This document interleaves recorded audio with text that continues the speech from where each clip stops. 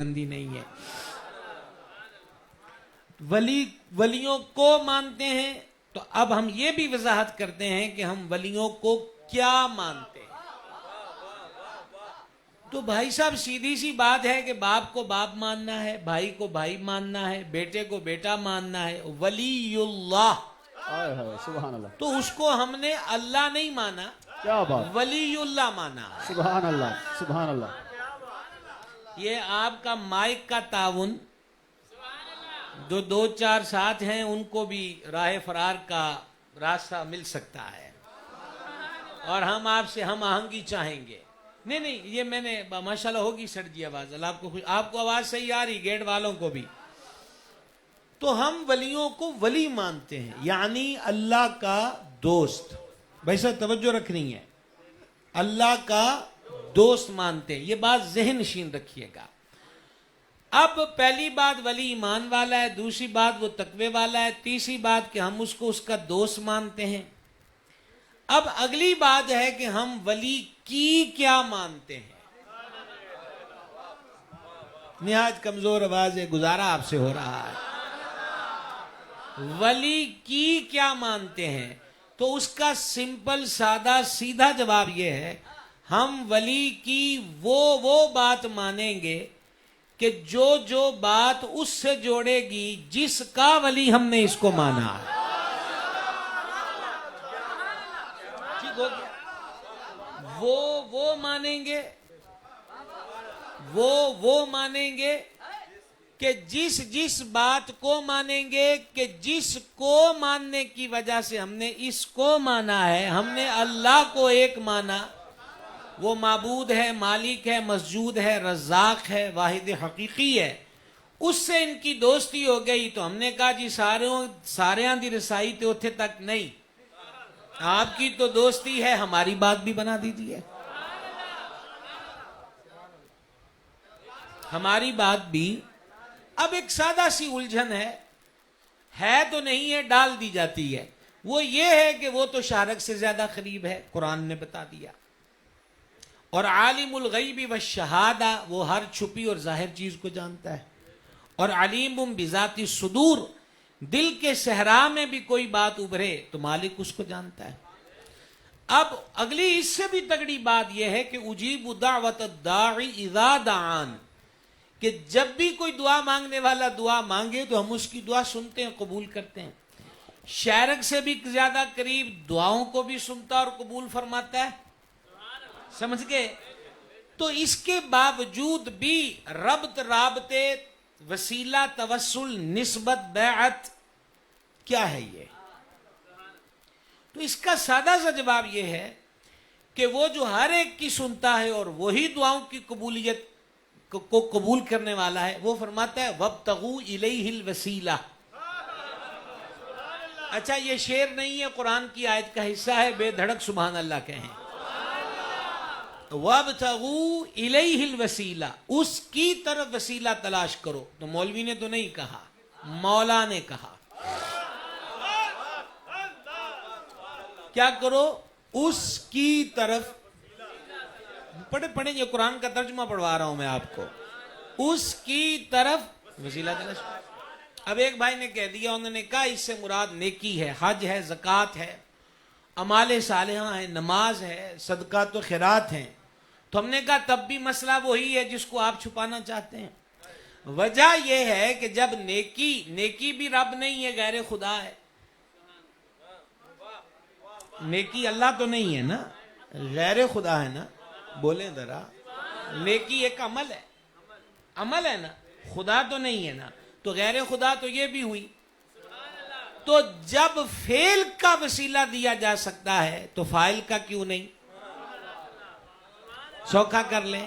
نماز پڑھنے کا وسیلہ ہم دے سکتے ہیں تو نماز پڑھنے والے کا کیوں نہیں؟ کوئی ایک، مجھے میرا موضوع نہیں ہے وسیلہ، لیکن چھوٹی چھوٹی الجھنیں ابتدا میں دور کرتا آگے جانا چاہتا ہوں.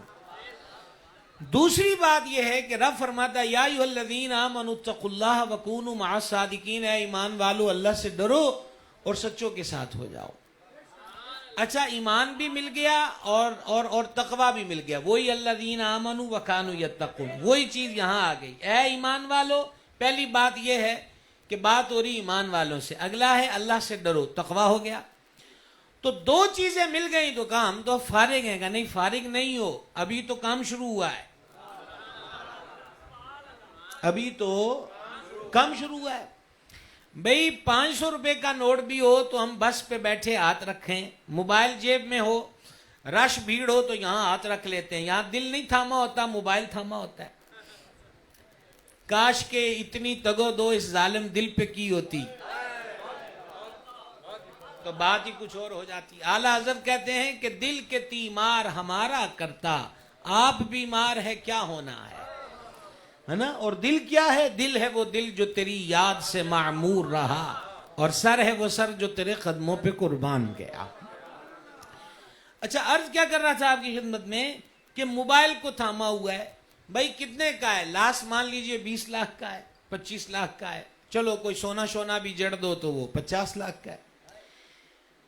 500 کے نوٹ سے لے کر 1 2 3 لاکھ روپے کی چیز تک ہم اس پہ ہاتھ رکھتے ہیں. بس اس سے سمجھ جائیے ایک مسلمان مومن کا سب سے قیمتی سرمایہ اس کا ایمان ہے, اس کے بعد اس کے نیک اعمال ہیں. اس موبائل کا, پیسے کا چور, جیب کترا, فراڈیا, آوارہ منش, اچکا کوئی بھی ہو سکتا ہے, لیکن ایمان لوٹنے کا محکمہ ایک ہی ہے, اور وہ محکمہ شیطانیات ہے, اور اس کا ہیڈ چیف خود ابلیس لعین ہے. اس نے خود کہا جب راندہ درگاہ ہو گیا تو اس نے کہا میں دائیں بائیں آگے پیچھے چاروں طرف سے اولاد آدم کا راستہ بلاک کروں گا اور اس کو بھٹکاؤں گا, سیدھی راہ سے ہٹاؤں گا, تیری یاد اس کے دل سے مٹاؤں گا, جہنم کی راہ اس کے لیے آسان کروں گا. صوفیہ یہاں پر بولے, اس نے کہا ابلیس 4 سمتیں سمجھا تھا, سمتیں 6 ہیں. دائیں بائیں آگے پیچھے یہ معروف ہے, پر ایک سمت نیچے ہے اور ایک اوپر ہے. تو صوفیہ نے کہا, اسی لیے تو ہے وَبَكُونُوا مَعَ الصَّادِقِينَ, کہ انہوں نے کہا اللہ والو 4 طرف تو یہ کھڑا ہے تو ہم کدھر جائیں. تو انہوں نے کہا کوئی بات نہیں, سمتیں 4 نہیں 6 ہیں, سجدے میں جاؤ اور ہاتھ اٹھاؤ. جب سجدے میں جاؤ گے, ہاتھ اٹھاؤ گے, ابلیس چاروں طرف سے بھی حملہ کرے اس کے باوجود بھی بچ جاؤ گے. سبحان اللہ کہہ سکتے ہیں آپ, ہماری طرف سے اجازت ہے آپ کو. بات کی کو سمجھ آ رہی ہے؟ اچھا اب اگر آپ یہاں تک پہنچ گئے, وَكُونُوا مَعَ الصَّادِقِينَ ہے کہ سچوں کے ساتھ ہو جاؤ. بھائی صاحب آج آپ کو حضرت قبلہ سید صاحب نے مریدوں کو, متوسلین کو, جملہ عقیدت مندوں کو اور احباب اہل سنت کو مدعو کیا. اب مدعو جب کیا ہے کہ آج کی تاریخ میں یہ 27 محرم کو محفل ہونا ہے, عرس مبارک ہونا ہے حضرت مخدوم جہانگیر رضی اللہ تعالیٰ عنہ کا, تو آپ لوگ آئیں تو دروازہ گیٹ بند ہو, سمجھ گئے؟ تو آپ بتلائیے کسی صورت بھی حضرت سید صاحب کے شایان شان نہیں ہوگا, یہ ہو ہی نہیں سکتا, سمجھ گئے؟ اب اللہ فرماتا ہے سچوں کے ساتھ ہو جاؤ. سچوں کے ساتھ ہونے سے اگر فائدہ ہی نہیں سمجھا سکا آپ کو, سچوں کے ساتھ ہونے کا اگر فائدہ نہیں ہے تو آپ کیا کہتے ہیں اللہ تعالیٰ نے بے فائدہ بات کا حکم دیا؟ بولیے, سچوں کے ساتھ ہونا فضول حرکت ہے تو کیا رب نے فضول حرکت کا حکم دیا؟ سچوں کے ساتھ ہو جانا اگر کفر و شرک ہوتا تو کیا رب نے کفر اور شرک کا حکم دیا؟ ساری باتیں کٹ گئیں. ہم جاتے بھی ان کے پاس اسی لیے ہیں کہ ہمیں رب بھیج رہا ہے. بعض منچلے کہہ دیتے ہیں کہ تم تو مکر جاتے ہو ایاک نعبد و ایاک نستعین نماز میں پڑھ کے کہ تو ہی عبادت کرتے ہیں اور تجھی سے مدد مانگتے ہیں, اور باہر نکلے تو یا غوث مدد, یا مخدوم سمنا مدد, یا علی مدد. تو ہم نے کہا بھائی صاحب اگر ہمیں اس حصے میں مکرنا قرار دیا جائے گا تو اگلے حصے سے تو آپ بھی مکر گئے. اہدنا الصراط المستقیم صراط الذین انعمت علیہم. ہمیں سیدھے راستے پہ چلا, ان کا راستہ جن پر تیرا انعام ہوا. نماز میں اس کے بندوں کا راستہ مانگا اور سلام پھیر کے کہا فائدہ کوئی نہیں. کیا خیال ہے؟ کو سمجھا رہی ہے بات کی؟ اس کو سمجھیے. اگر آپ یہ مختصر تمہیدی اور میرے نزدیک ضروری باتیں سمجھ چکے، اب ایک قدم آگے بڑھائیں. ابھی آپ نے سماعت کیا، میں حضرت مخدوم سمنان رضی اللہ تعالیٰ عنہ کو خراج عقیدت پیش کرنے کے لیے پہلے ایک حدیث پاک سنانا چاہتا ہوں. بڑی مشہور حدیث ہے جس کی پہلی سطر ہے حسین منی و انا من حسین، اور اس کا ترجمہ اعلیٰ حضرت امام عشق و محبت سیدی شاہ امام محمد رضا قادری نور اللہ مرقدہ نے کیا، حسین میرا اور میں حسین کا. سبحان اللہ الکریم. حسین میرا، یہ آپ اکثر ملتان شریف کے ہی ہیں، اکثر. تو میں تو نہیں کہہ سکتا کہ اکثر ایسے ہی ہوتے ہیں کہ سبحان اللہ نہیں کہتے. اب اکثر پہ تو ہم کچھ نہیں کہہ سکتے. کیا خیال ہے؟ حسین میرا، میں حسین کا. کیا حسین نفیس تشریحی ترجمہ اعلیٰ حضرت نے کیا، حسین منی و انا من حسین. حسین میرا، میں حسین کا. ایک پھر فرمایا اللہ اس سے محبت کرے جو حسین سے محبت کرے. سبحان اللہ. اللہ اس سے محبت کرے جو حسین سے محبت کرے. اور پھر فرمایا حسین اس بات میں سے ایک سبت ہے.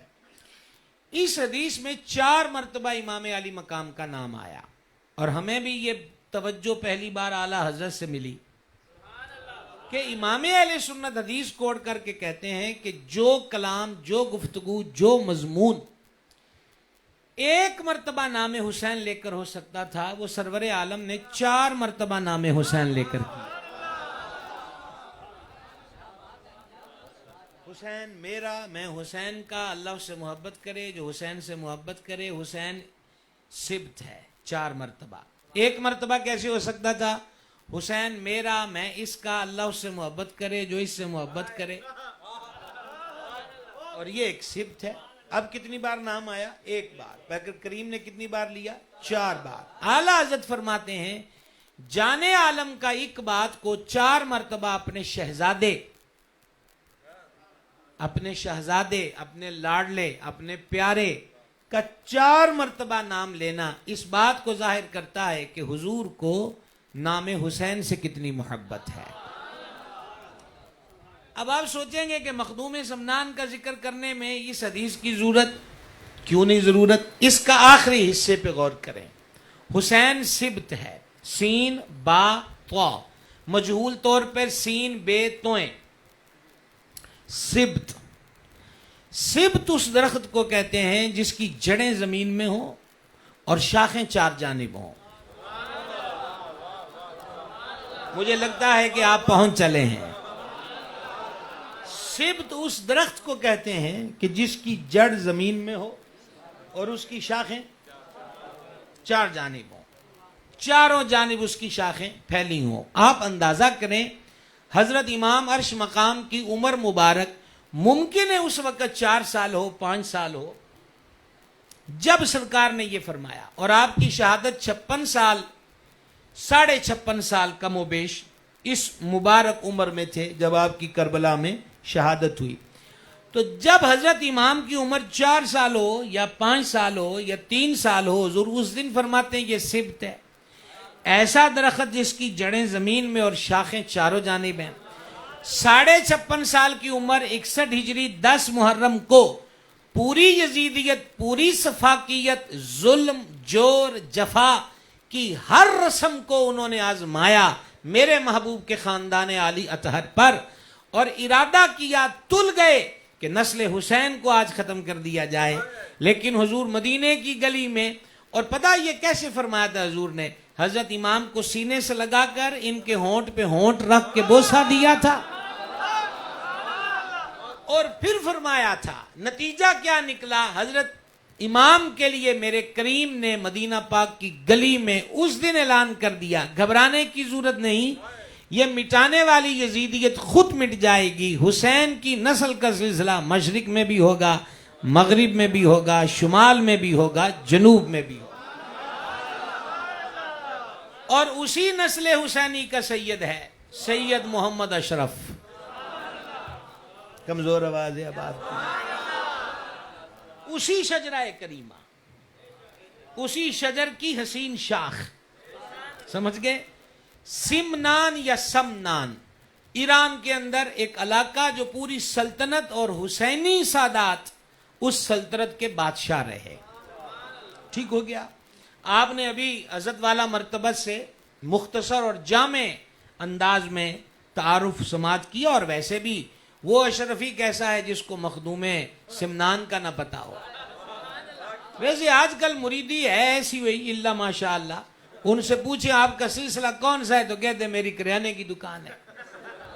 حقیقت بات ہے، اور یہ بہت زیادہ نلیکی ہے، اور اس کی وجہ یہی ہے کہ مرید کالا ہے، وہ جلد باز ہے. باجی شدی مرید کرو سی چلیے. اور ہونا کیا چاہیے، جیسے آپ نے ابھی فرمایا کہ اولیاء اللہ وہ مرید کر کے جانے نہیں دیتے تھے، فرماتے تھے یہاں رہو، ہمیں دیکھو ہم کیا کرتے ہیں. جب تمہیں ہمارے معمولات کی خبر نہیں تو تم کیسے زندگی کو بسر کرو گے.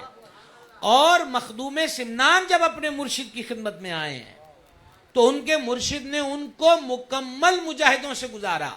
اور ایسا نہیں ہے کہ مخدوم سمنان اس طریقت اور عبادت کی راہ پر پہلا قدم رکھ رہے تھے، وہ پیدائشی ولی تھے، پیدائشی ولی، سمجھ گئے؟ آپ سے پہلے آپ کی 4 ہمشیرگان ہوئی ہیں آپ کے والدہ ماجدہ کے بطن جلیل سے، اور آپ کے والد جو بادشاہ سلطنت سمنان ہیں ان کو آرزو تھی کہ کوئی بیٹا عطا ہو جائے تاکہ میرے بعد اس سلطنت کو کوئی سنبھالنے والا ہو. اسی دور میں ایک بزرگ تھے مجذوب ابراہیم ان کا نام تھا. عجب اتفاق ہے، ان کے پاس جو بزرگ مجذوب آئے وہ بھی ابراہیم ہے، اور جو غریب نواز سلطان الہند کے پاس باغ میں آئے تھے وہ بھی ابراہیم قندوزی تھے. سبحان اللہ، بڑے سوچ سمجھ کر سبحان اللہ کہتے ہیں. نماز پڑھنی ہے تو کہتے ہیں نماز ہی پڑھنی ہے جتنے مرضی پڑھ لو. یہ صرف سبحان اللہ کہنا ہے اور سوچتے ہیں. یہ بھی ظلم نہیں کرتے ہو جو یہ کہتے ہو کہ نماز ہی پڑھنی ہے جہاں مرضی پڑھ لو، پھر کربلا والوں کا نام کس منہ سے لیتے ہو؟ حضرت امام نے یہی تو بتایا ہے کہ تیرا ہر کوئی امام نہیں ہو سکتا. کیا کہیں آپ سے جناب، یہی تو کربلا کا درس ہے. ٹھیک ہے، اوپر سے یہ وبا کہ سارے ٹھیک ہیں. سارے ٹھیک کیسے ہو گئے؟ پھر یزیدیت مردہ باد کیسے ہے؟ میں آپ سے کوئی میتھ کی باتیں نہیں کر رہا جو جس کی وجہ سے آپ نے اسکول چھوڑے ہیں، آسان باتیں کر رہا ہوں. اگر سارے ٹھیک ہیں تو پھر یزیدیت مردہ باد کیوں کہتے ہو؟ میں قربان امام عرش مقام کی قربانیوں پر کہ امام نے یہ بتا دیا اپنے عمل کردار سیرت سے سارے ٹھیک نہیں ہیں. یہ بات یاد رکھیے گا، اس روش سے اپنے آپ کو بچاؤ.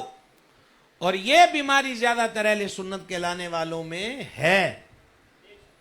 غوث پاک کی کھیر کھائی ہوتی ہے اور ابھی کھیر کی چمچی کا آخری اثر دہن میں ہوتا ہے اور پھر بھی کہتے ہیں مجھے نہیں پتا کیڑا ٹھیک ہے. یہ ظلم نہیں تو اور کیا ہے؟ کیا کہیں آپ سے جناب؟ ایسا نہ کرو، مضبوط رہا کرو عقیدہ حق پر. میں ابھی آپ کو بتانا چاہتا ہوں چند باتیں.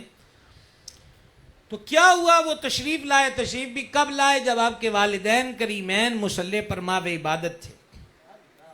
بڑی عجیب بات تھی کہ محل میں اس وقت بلا روک ٹوک یہ مجذوب بزرگ داخل ہو گئے، لیکن پورے سمنان میں ان کی تعظیم و تکریم تھی اور لوگ جانتے تھے، صاحب نظر جانتے تھے کہ یہ اللہ کے مقرب بندے ہیں. چنانچہ حضرت مخدوم سمنان کے والد اقدس نے ان کو تخت پر بٹھایا اور آپ کے والدین ان کے آگے ادب سے کھڑے رہے. اور پھر انہوں نے خود کہا کہ کچھ چاہیے تو مانگو. تو آپ کے والد ماجد نے گزارش کی کہ حضور سب کچھ ہے، آپ کی دعا سے بیٹا نہیں ہے. کہا اچھا چلو ایک بیٹا دیا. اور یہ کہہ کر وہ روانہ ہو گئے تو یہ اس بزرگ کی بشارت تھی. لیکن اس کے ساتھ ساتھ مخدوم سمنان کے والد اقدس کے خواب میں خود سرور عالم شفیع اعظم صلی اللہ تعالی علیہ وآلہ وسلم رونق افروز ہوئے اور آپ نے بشارت دی کہ اللہ تمہیں بیٹا دے گا, نام اشرف رکھنا.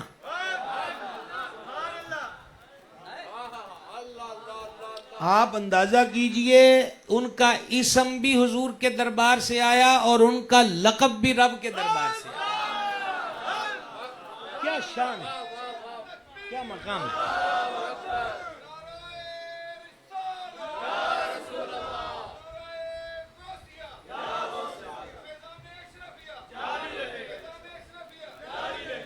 سمجھ آ گئی؟ نام اشرف رکھنا, سرکار کا رکھا ہوا نام,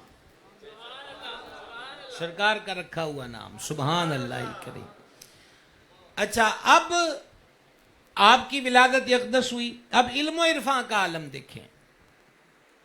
صاحبزادوں کو, پیران طریقت کو اس دور میں اشد ضرورت ہے کہ وہ اپنے صاحبزادوں کو دین کی تعلیم دلائیں. مجھے ابھی بڑی خوشی ہو رہی تھی کہ آپ بڑے صاحبزادہ گرامی قدر اور آپ سے چھوٹے صاحبزادے کا تعارف بھی چل رہا تھا, پھر ان کے معمولات کی بات بھی ہے اور حق بھی یہی ہے. ٹھیک ہے, تو صاحبزادوں کو, اس کی وجہ یہ ہے کہ بزرگ گدیوں پر بیٹھے گزر گئے.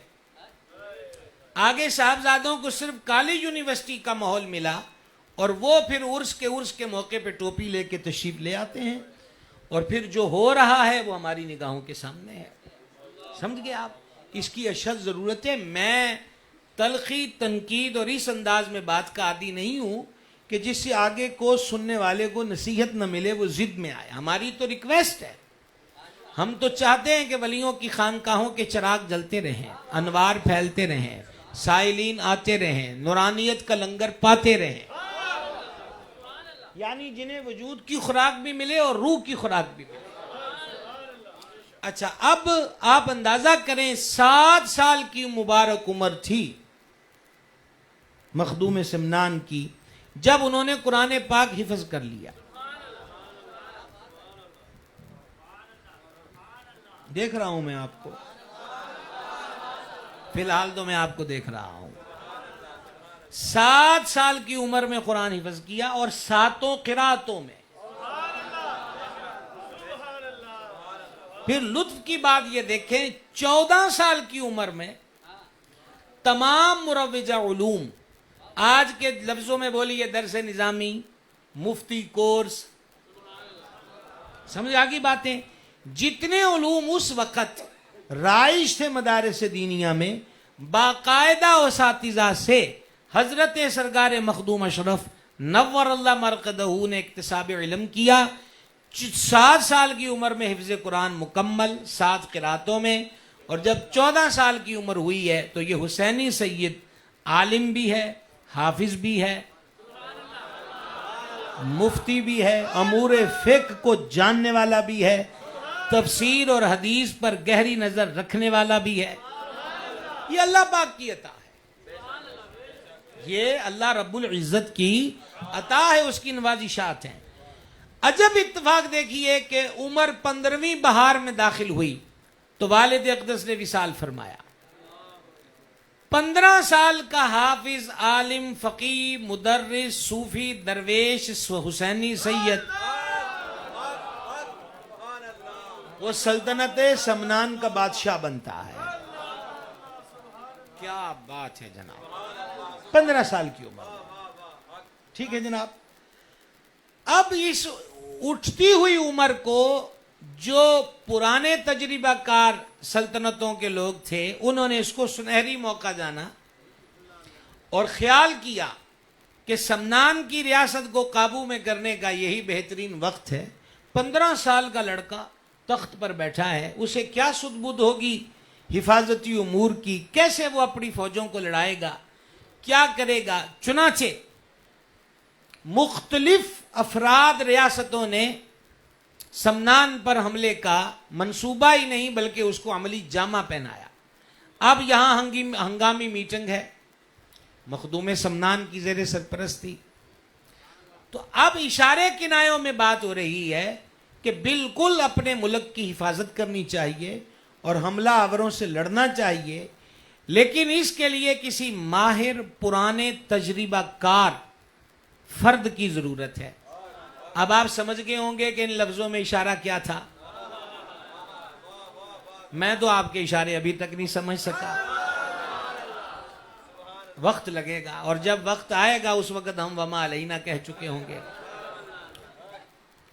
عرض یہ کر رہا تھا میں آپ کی خدمت میں کہ وہ اشارہ کیا کر رہے ہیں۔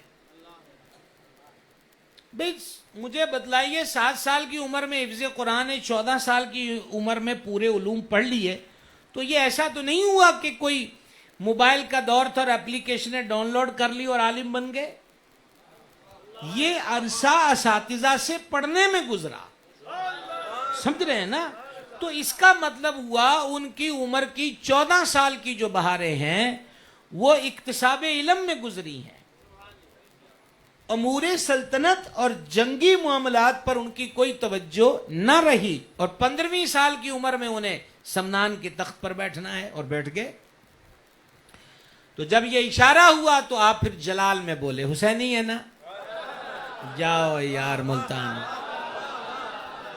ہائے ہائے ہائے، کیا کہیں آپ سے۔ ڈٹ کے نام لیا کرو، من سے نام لیا کرو، ٹوٹ کر چاہا کرو۔ ان سے محبت نہیں تو پھر محبت کس سے ہوگی؟ سمجھ گئے آپ بات کو؟ حسینی ہے، حسینی ہے، سبحان اللہ۔ آپ ترتیب دیکھیں، حسینی ہے، پھر اوپر سے علوی ہے، اور پھر موٹ بنیاد دیکھو تو محمدی ہے۔ ٹھیک ہے نا؟ تو اب حضرت مخدوم سمنان نور اللہ مرقدہ نے جلال میں آ کر فرمایا، تم ہماری طرف اگر اشارہ کر رہے ہو تو تم ہمیں نا تجربہ کار سمجھتے ہو۔ کیا میں شہید کربلا کی نسل کریم میں نہیں ہوں؟ گویا ہمیں تم لڑنا سکھاؤ گے، ہم سپاہ سالار بنیں گے اور دیکھیں گے کہ سمنان پر حملہ آور کون ہوتا ہے، اور ہوتا ہے تو بچ کے کیسے جاتا ہے۔ دنیا نے دیکھا، زمانہ جانتا ہے، ایران کے وہ خطہ جانتا ہے کہ 15 سال کا حسینی سید سلسلہ اشرفیہ کا مقتدا بنفس نفیس اپنے وطن کی حفاظت پر مامور ہے، اور ایسے لڑے کہ غیروں نے بھی اقرار کیا کہ جو ہم سمجھ کر آئے تھے وہ بالکل الٹ ثابت ہوا، کیونکہ آنے والے نے ہر چیز الٹا پلٹا کے رکھ دی۔ حملہ آوروں کو ذلت و رسوائی اور پسپائی کا سامنا ہوا، اور مخدوم سمنان کو اللہ پاک نے فتح و نصرت سے نوازا۔ 10 سال آپ نے امور سلطنت کو نبھایا۔ یوں کہیے امیر المومنین سیدنا عمر بن خطاب فاروق اعظم رضی اللہ تعالی عنہ نے جس طرح خلق خدا پہ دست شفقت رکھا، ایک ایک کے حق کا لحاظ رکھا، ظالم کو ظلم سے روکا، مظلوم کو ظلم سے بچایا، ضرورت مندوں کی ضرورت کو پورا کیا، بیوہ، بے آسرا، یتیم، نادار طبقے کا سہارا بنے، اس حسین دور کی ایک جھلک وہ سلطنت سمنان میں حضرت مخدوم اشرف کی سرپرستی میں نظر آتی۔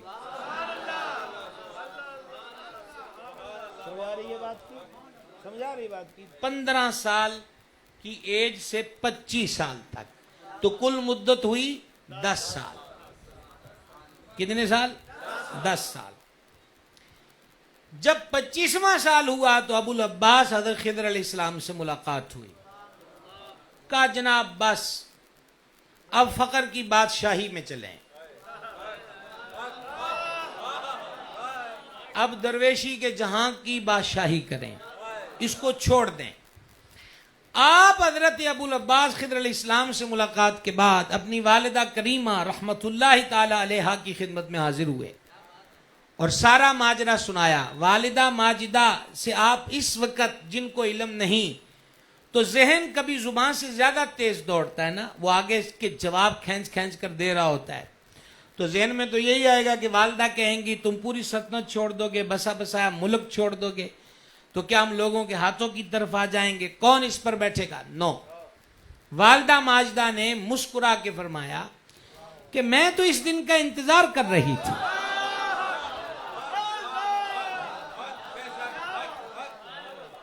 اشرفیو سمجھا رہی ہے بات کی؟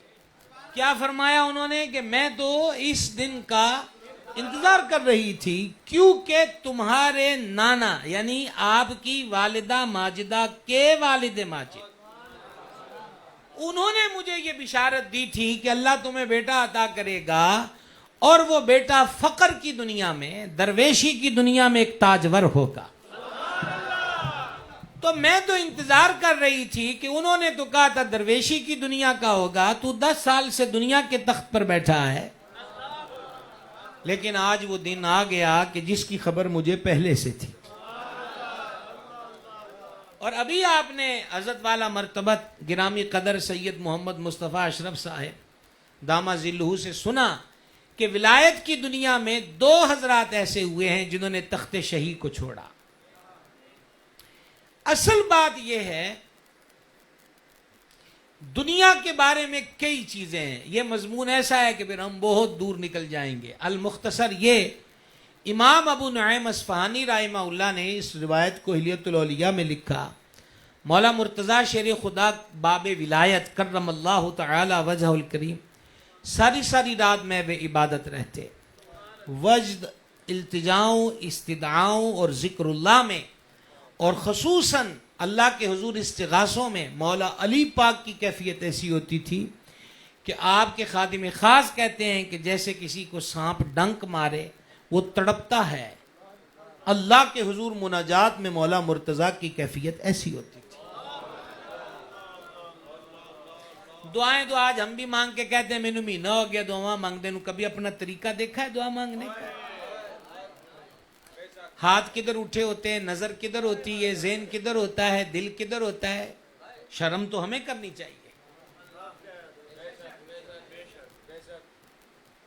سمجھ رہے ہیں آپ؟ دربار پر بھی گئے تو گنبد کو اور مینار کو دیکھ رہے ہیں، لوگوں کی برمار کو دیکھ رہے ہیں یا بڑھتے ہوئے لنگر کو دیکھ رہے ہیں اور ہاتھ اٹھائے ہوئے اور دعا مانگ رہے ہیں.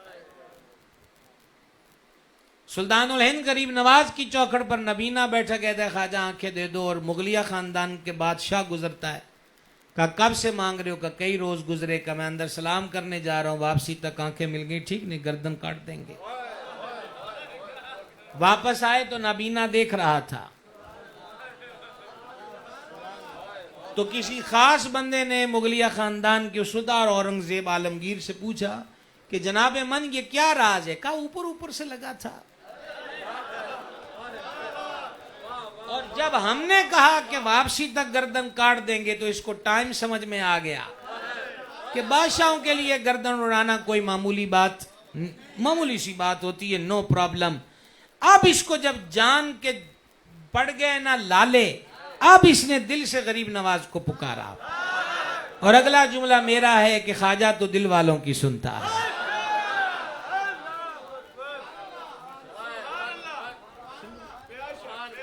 ہمارا سلسلہ قادریہ رضویہ ہے. اعلیٰ حضرت عظیم البرکت مجدد دین و ملت شاہ امام احمد رضا نور اللہ مرقدہ اور بریلی شریف اور خانقاہ اشرفیہ کبھی جدا نہ رہے.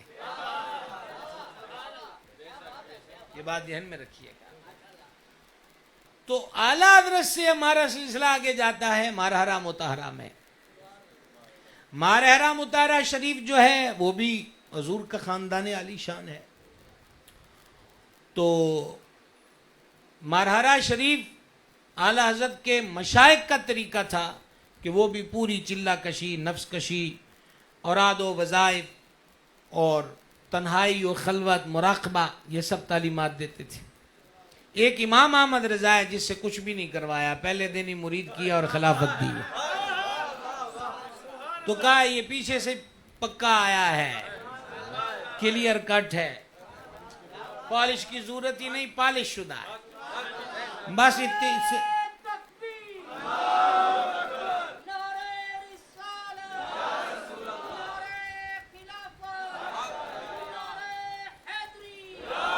تو سلاسل کے اندر ہوتا ہے توجہ. نقشبند سلسلے میں تو یہ بہت اہم عنصر ہے توجہ. اب میں کیا کروں، میں آپ کو ہر چیز کا کہاں سے ترجمہ تشریح اور سارا کچھ یہ باتیں سیکھا کرو. بزرگوں کے پاس آتے ہو، ماہانہ سلسلہ ہوتا ہے یا جو بھی، بیٹھا کرو، ان تربیتوں کو اپنے لیے غنیمت سمجھو. سمجھ گئے؟ گزارش کرنا چاہتا ہوں کہ پھر یہ ہوتا ہے کہ اس میں ذات سکھایا جاتا ہے، اس کے مختلف طریقے ہیں. تو اب وہ توجہ اور اس میں ذات کی طرف توجہ اور دل پر اللہ کریم کا نام نقش دیکھنا اور پھر دل کی ہر دھڑکن پہ اللہ کا نام جاری ہو. تو وہ مرید کئی دنوں کے بعد آیا اور کئی دنوں کے بعد آ کر اس نے کہا کہ حضور توجہ نہیں ہوتی. امام اہل سنت کے پیر خانے کی بات ہو رہی ہے. حضور توجہ نصیب نہیں ہوتی. میاں رات رکو پھر صبح بتائیں گے. ٹھیک ہے. تو آپ نے خدام سے فرمایا کہ اس کو تیکھی مچھلی دو رات کھانے میں اور پانی نہ رکھنا اور باہر سے دروازہ بند کر دینا. یعنی خوب مرچ مسالے والی مچھلی، پانی نہ رکھا اور دروازہ بند. تو آپ آگے جانتے ہیں گرم موسم، پھر اوپر سے مچھلی، پھر پیاس. صبح جب آپ بعد از تہجد اس کے وہ کمرے کے باہر سے گزرے، فما کھولو دروازہ. اب بعض لوگ اس بات کو بطور لطیفہ لے لیتے. نہیں، یہ لطیف بات ہے، یہ لطیف بات. جیسے ہی دروازہ کھلا، اب اس کو کوئی نظر نہیں آیا کہ میرا مرشد کھڑا ہے. وہ سیدھا حوض پر گیا اور گھٹا گھٹ پانی چڑھایا. واپس آ کر پھر سلام کیا، دست بوسی کی. میاں کیسی گزری رات؟ حضور انہوں نے تو مار دیا، خوب تیکھی مچھلی دی اور پانی بھی نہیں اور کسی نے میری آہو فغاں بھی نہیں سنی. تو میاں پھر کیسی گزری؟ کہا حضور جاگتا تھا تو بس یہی ہے کہ ابھی دروازہ کھلے اور میں پانی پی لوں، اور کہیں بمشکل آنکھ بھی لگتی تھی تو یا اپنے آپ کو کسی چشمے پہ پاتا تھا یا نہر کے کنارے پر یا کنویں کی منڈیر پر کہ پانی پی رہا ہوں. اب سنیے اس میں لطیف رمز کیا ہے. وہ فرمان لگے اب پتہ چلا ہے توجہ کیسے ہوتی ہے. بتایا انہوں نے یہ ہے کہ پہلے پیاس پیدا کر.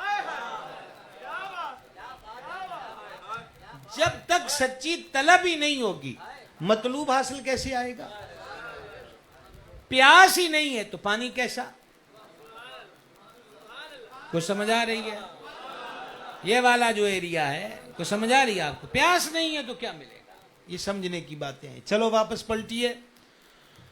تو 25 سال کی عمر میں نے کیا کہا کہ مولا مرتضی کرم اللہ تعالی وجہ الکریم رات کو فریادیں کرتے ہیں. یہ کوئی نہیں، جگ کو کیا ہوا ہے، واپس لائیں. ہاں چلتے ہی ایک جگ نے اتنا مسئلہ بنا دیا، پورا جگ ایک طرف، ایک جگ ایک طرف. ہاں ہم یہی چاہتے ہیں ہماری توجہ خراب نہ کی جائے. عرض یہ کر رہا تھا آپ کی خدمت میں کہ وہ مولا مرتضیٰ کی حجرہ شریفہ پہ پھر سلامی دیتے ہیں. وہاں سے بات چلی تھی. تو ایک دن وہ کہتے ہیں، یہ حلیۃ الاولیاء بڑی تگڑی کتاب، چوٹی کا محدث ہے امام ابو نعیم اصفہانی رحمہ اللہ. یہ ایسا نہیں ہے کہ میں آپ کو کوئی واٹس ایپ کا اسٹیٹس سنا رہا ہوں. تو راوی کہتا ہے میں نے دیکھا مولا علی پاک نے ریش اقدس مٹھی میں لی ہے. یہ تفکر کی علامت ہوتی ہے، فکر کی.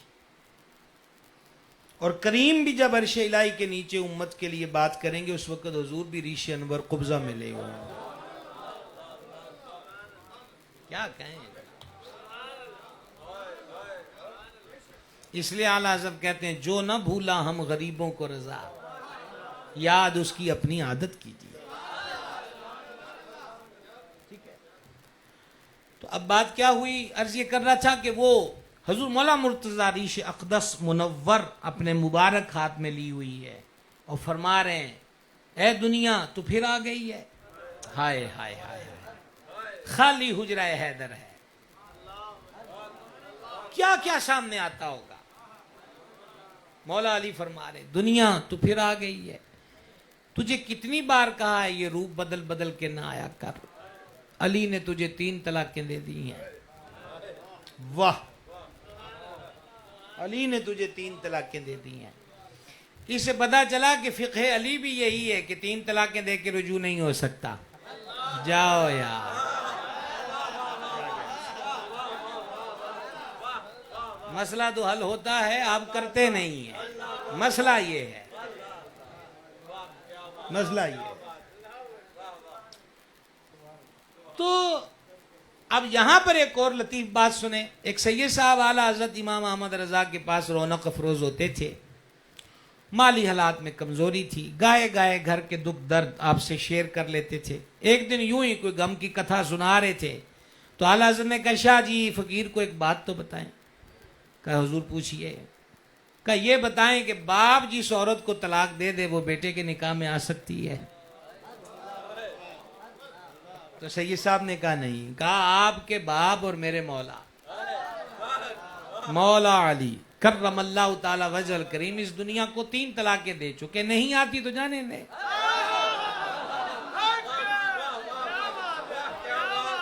لیکن اگلی بات یہ ہے کہ اس دن کے بعد سید صاحب کی زبان پہ پھر کبھی شکوہ نہیں سننے کو ملا. یہ سمجھنے کی بات ہے. ہم عقیدت مند پانے کے ہیں, صرف پانے کے ہیں. ہمارے لیے ہم کھونے کے قائل نہیں ہیں. نہ ہم وقت کو قربان کرنے کے عادی ہیں, نہ ہم مال کو. جان تو پھر وہ تو کہنے کی بات ہے, وہ تو صرف کہنے کی بات ہے. یہاں پہلے کھونا پڑتا ہے پھر پانا پڑتا ہے. غوطہ خور پہلے سمندر میں کھوتا ہے پھر ہیرا نکال کے لاتا ہے. جاؤ یار, وہ دیکھا کبھی کہ کنارے پہ کھڑا ہے تو وہ ایسے ایسے کر رہا اور نیچے سے ہیروں کی سیپیاں نکل رہی ہیں. پہلے یونیفارم مخصوص پہنے گا اور پھر اس میں کودے گا اور پھر نیچے جائے گا اور پھر ابھرے گا. اب کہ ابھرے گا تو خالی نہیں آئے گا, موتی ساتھ ہوں گے, ہیرے ساتھ ہوں گے. پہلے یہاں ڈوبنا پڑتا ہے, کھونا پڑتا ہے, پھر پانا پڑتا ہے. جب تک کھوؤ گے نہیں پاؤ گے کیسے؟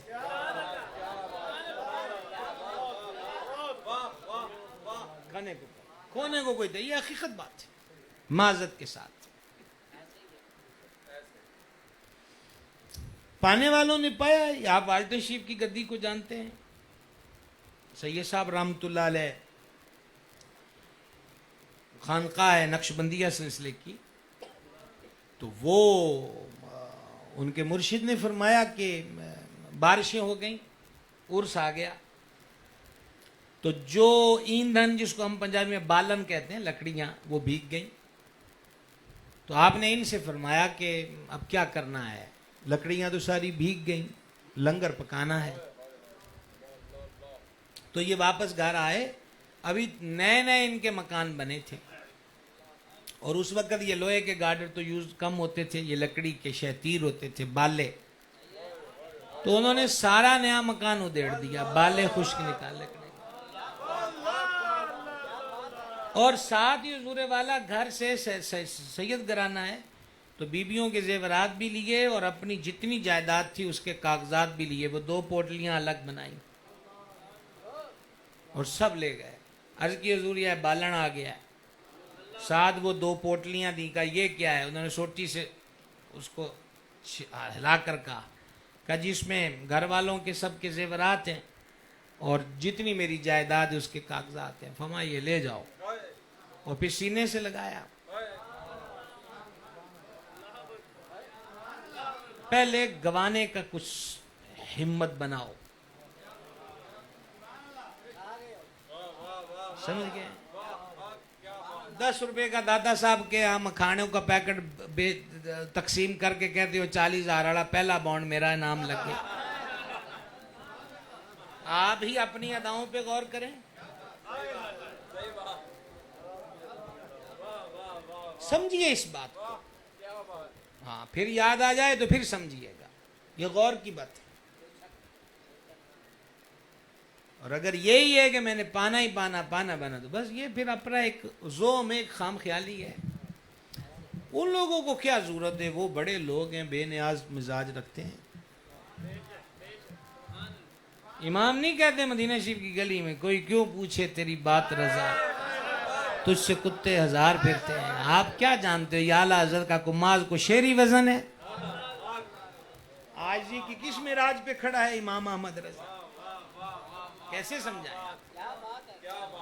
تو دنیا تجھے کتنی بار کہا یہاں نہ آیا کر، علی نے تجھے 3 طلاقیں دے دی. یہ دنیا کو اس کی حقیقت کو سمجھ گئے. اور آپ دیکھیں آل اللہ کے ملفوظات و ارشادات میں موجود ہے. وہ کہتے ہیں دنیا کیا ہے؟ انہوں نے کہا ایسی دلہن جس نے دنیا کا قیمتی ترین زرعی لباس پہنا ہے اور مہنگے داموں کی خوشبو لگائی ہے، تو رات کے اندھیرے میں وہ بندہ اس دلہن کے ساتھ شب گزارتا ہے تو وہ اپنے آپ کو کتنا خوش پاتا ہوگا. لیکن جب صبح روشنی ہو اور اب روشنی میں اسے چہرہ دیکھنے کو ملے تو سامنے ایک کوڑ شدہ عورت ہو تو بتلاؤ رات والی محبت برقرار رہے گی؟ کہا نہیں. کہا اللہ والے اس کی اصل شکل دیکھ چکے ہیں. جاؤ اس سے آگے میں آپ کو کچھ بھی نہیں کہہ سکتا.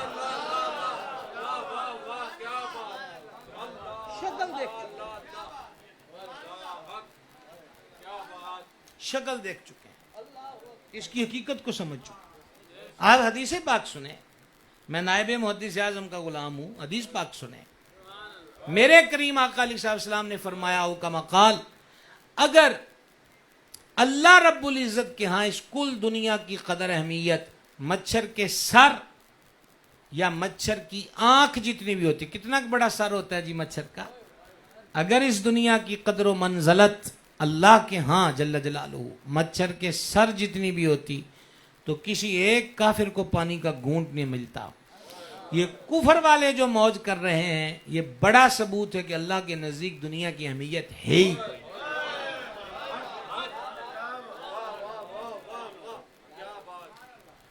اب سمجھ میں آتا ہے کہ مخدوم سمنان نے تخت کیوں چھوڑا.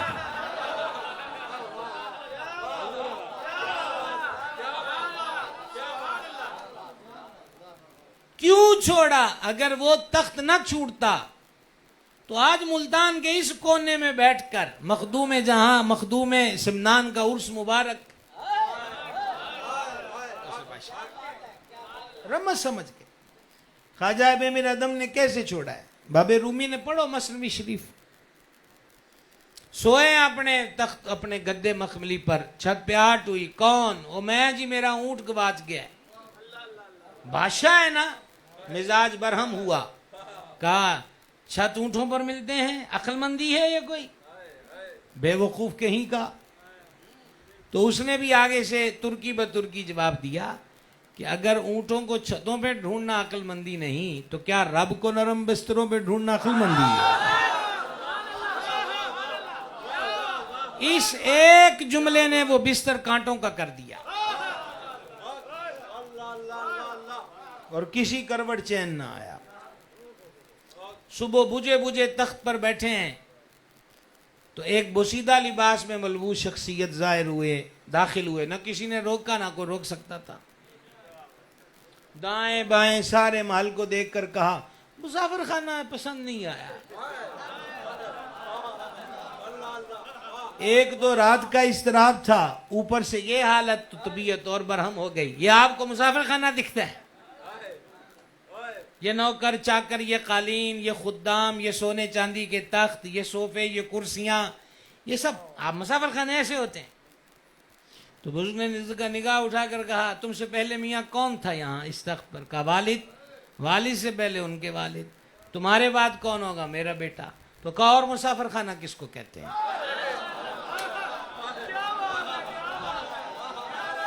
جہاں ایک جگہ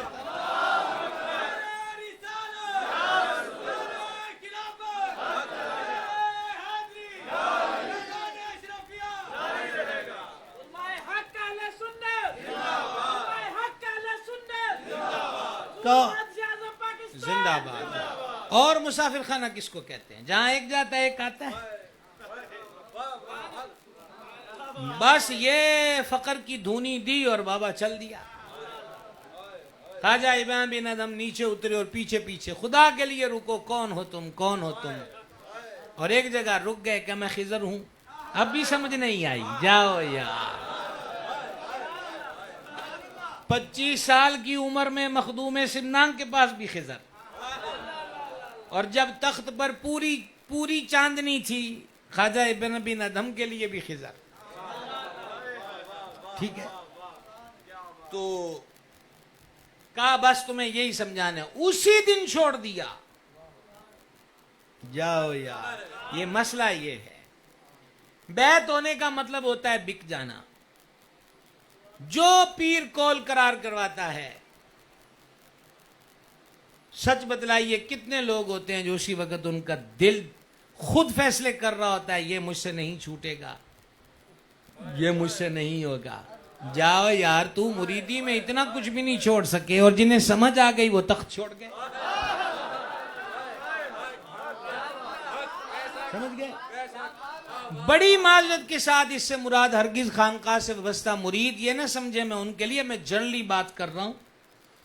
دنیا پھرتے ہیں, سیدھی بات آپ سے کر رہے ہیں کہ جہاں پیری میں بڑے فقدان آئے ہیں, مرید بھی اتنے خالص اخلص بہت کم ہے. ایک فارمیلٹی ہے معذرت کے ساتھ, ایک راہ و رسم ہے, چل رہی ہے. بزرگ بھی چپ سادے ہوئے ہیں کہ چلو رسم ہی صحیح. وہ کیا کہا تھا شاعر نے, آ تو صحیح دل دکھانے کو آ. بات تو یہاں تک پہنچ گئی. دل دینے کون آتا ہے, دل دکھانے ہی تو آتے ہیں. کیا سمجھ آ رہی ہے آپ کو؟ چلیے, کیوں آپ کو ہم اتنی زحمت دیں, لیکن سمجھنا چاہیے, سمجھنا چاہیے.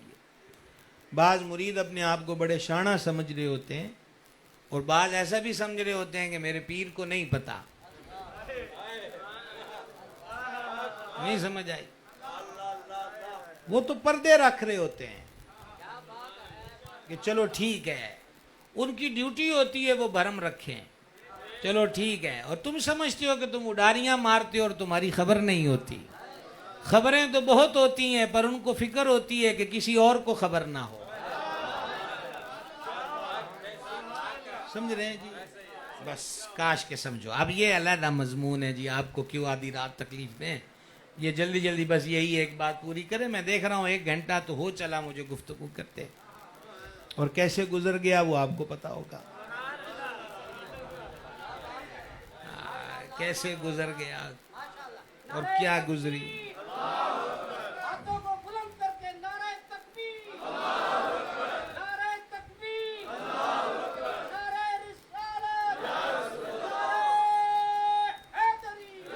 لہذا عقیدت سچی ہوتی ہے. عقیدت میں ملاوٹ مت کیجیے. نہ عقیدہ میں ملاوٹ, نہ عقیدت میں ملاوٹ. اور یہ ہماری گزارشات ہے. کبھی ہم نے پرانے دور میں اپنی ڈائری میں لکھا کہ سچی عقیدت کے بارے میں میں نے لکھا تھا کہ عقیدت طبیعت کی پابند نہیں ہوتی, بلکہ سچی عقیدت وہ ہوتی ہے کہ طبیعت عقیدت کی پابند ہوتی ہے. جیسا آپ کا سبحان اللہ کہنے کو دل نہیں کر رہا, یہ آپ کی طبیعت ہے. آپ فقط دیکھ رہے ہیں, ایسا ایسا سر ہلا رہے ہیں. اگر ہم بھی ہلائیں آدھا گھنٹہ تو کیا ہوگا, پھر یہ سما بھی نہیں ہوگا. سمجھ رہے ہیں؟ تو یہ نہیں ہوتا کہ وہ آئی ایم سوری اس وقت میرے آرام کا وقت. کون سا آرام؟ بکے نہیں. کہا جی دکان کا ٹائم ہے. کون سی دکان؟ بکے نہیں. جھوٹے نہیں ہونے چاہیے. میرے دور میں عقیدت مندیوں میں جھوٹ بہت ہے, دعوے کھوکھلے بہت ہیں. حقیقت بس حسبنا اللہ ونعم الوکیل. اب مولانا روم فرماتے ہیں کہ وہ وقت آیا کہ ایک دن حضرت ابراہیم بن ادھم رحمہ اللہ اپنا چوغا سی رہے تھے. بادشاہ پھر یہ وقت بھی آتا ہے. ایک آدمی قریب سے گزرا تو اپنے دل ہی میں کہنے لگا, لو کیا کمایا, ایسے کپڑے تو اس کے چوبدار، خادم، گیٹ کیپر وہ بھی نہیں پہنتے تھے. اس نے کیا کمایا؟ یہ اس نے یہاں خیال لایا. اور رومی پاک کی مثنوی میں ایک جگہ لکھتے ہیں اللہ والے دلوں کے جاسوس ہوتے ہیں. اور یہ مضمون جو رومی پاک کہتے ہیں یہ حدیث سے ثابت ہے کہ کریم فرماتے ہیں مومن کی نظر وسعت نظری سے بچو، مومن اللہ کے نور سے دیکھتا ہے. مومن کی فراست، کیا چیز ہے؟ فراست. بچو اس سے. چلو، تو حضرت نے کیا کیا؟ وہ جو سوئی تھی نا وہ ندی میں پھینک دی. اور ندی میں پھینکے کہا مچھلیوں میری سوئی واپس کرو. وہ بندہ رک گیا. میرا اپنا، میں اپنی کیا کہتے ہیں اپنا وہ بیچ میں ایک سطر کا مضمون ایڈ کر رہا ہوں کہ میرے ذہن میں یہ آتا ہے کہ وہ رک گیا ہوگا کہ حضرت فخر میں تو آئے ہیں تو کہیں ایسا تو نہیں ہے کہ خدا نخواستہ دماغی معاملے میں خلل آ گیا. مچھلیوں کو کہہ رہے سوئی دو. رومی باغ فرماتے ہیں کہ مچھلیاں نہیں، کئی مچھلیاں سونے کی سوئیاں منہ میں لے کر کنارے پر ظاہر ہوئیں. تو خواجہ ابراہیم بن ادھم کہنے لگے اے تے اگے سارا کوئی چھڑ کے آیا، اے اور نویں سرے تو نہیں سمجھ آئی. اے دنیا تو پھر شکل بدل کے آ گئی. نہیں سمجھ آئی ابھی بھی. سمجھو یار، یہی درویشی ہے، یہی فقر کا مقام ہے. تو فرمایا میری سوئی دو جو لوہے کی ہے. تو ایک مچھلی لائی، آپ نے پکڑ کر اس کو دیکھا جو یہاں خیال لایا تھا. فرمایا اب یہ جملہ ہم پنجابی میں کہیں گے. وہ فرمانے لگے ان تو دس بادشاہی ہو چنگی سی یا بادشاہی اے چنگی؟ نعرہ تکبیر، نعرہ تکبیر، نعرہ رسالت، شان اولیاء، شان اولیاء. گرامی قدر حضرات، بہرحال یہ حضرت مخدوم سمنان رحمۃ اللہ علیہ، کوئی نہیں انشاءاللہ بیٹھتے رہیں گے، باتیں ہوتی رہیں گی. یہ تو آپ اندازہ کریں کہ آپ کو پتہ ہے کہ حضرت مخدوم اشرف سمنانی نور اللہ مرقدہ وہ آپ کے ملتان میں بھی آئے ہیں. دیکھا؟ اب ہمیں آپ کو آ کے بتانا پڑ رہا ہے. تو اب یہ سید پاک آپ کے ملتان میں ہیں، ان سے بھی بے خبر رہو گے، ان سے بھی بے خبر رہو گے. وہ جناب وہ شریف تشریف لائے تھے. سرکار سیدنا جلال الدین سرخ پوش بخاری رضی اللہ تعالیٰ عنہ کے پاس انہوں نے خود ان کی تعظیم کی، اپنے ہاں 3 دن سے 5 دن ٹھہرایا. اور ان کے پاس جتنے بھی مشائخ کی اجازتیں تھیں، خلافتیں تھیں، وہ ساری مخدوم سمنان کو دے دی.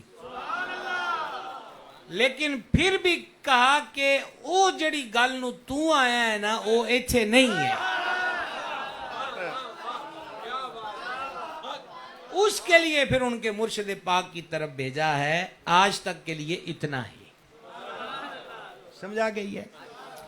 تو حضرت والا مرتبت کے بڑے جو بھائی صاحب ہیں گرامی قدر کراچی میں، ڈاکٹر سید محمد اشرف، اللہ تعالیٰ ان کو سلامت رکھے. تو وہ کراچی کے گاہے گاہے جلسوں میں ان کی زیارت ہوتی رہتی ہے. تو وہ کسی جگہ ایک سوال کا یہ جواب دے رہے تھے کہ یہ لباس اشرفی کیوں پہنتے ہیں. تو کہا اصل میں اس میں رمز یہ ہے کہ تخت چھوڑا، فقر کو اختیار کیا، لیکن صوفیہ کا درس یہ ہے کہ فقر میں بھی رہو، دنیا داروں کے آگے تو ہم فقیر نہیں ہیں، بادشاہوں کی طرح رہو. ایک تو یہ جہانگیر کے تخت نور اللہ مرقدہ ہو، یہ اصل میں چونکہ وہ بادشاہ تھے تو سلسلہ عالیہ میں پھر یہ سادات بھی ہیں، سبحان اللہ. اور یہ رمز ہم آپ کو چلے اور اسی پاک گھرانے سے مزید اوپن کر دیتے ہیں 1.5 سطر میں. حضور پر نور سید السادات امام جعفر الصادق رضی اللہ تعالیٰ عنہ. آپ کی جناب میں اس وقت کے بہت بڑے عالم تھے، وہ حاضر ہوئے اور عرض کرنے لگے حضور خاندان اقدس میں جتنے بڑے گزرے فخر کی دنیا اختیار کی، اکثر کے پاس لباس کا عالم، لیکن سید السادات امام جعفر کریم نے بہت قیمتی جبہ پہنا ہوا تھا، بہت قیمتی، کہ حضور کے وجود پر اتنا قیمتی لباس۔ امام جعفر کریم نے فرمایا قریب آؤ، قریب آئے تو وہ جبے کا چاک کھولا تو اس کے نیچے صوف کا، جنہوں اون قید ہے، اون کا سادہ تھا۔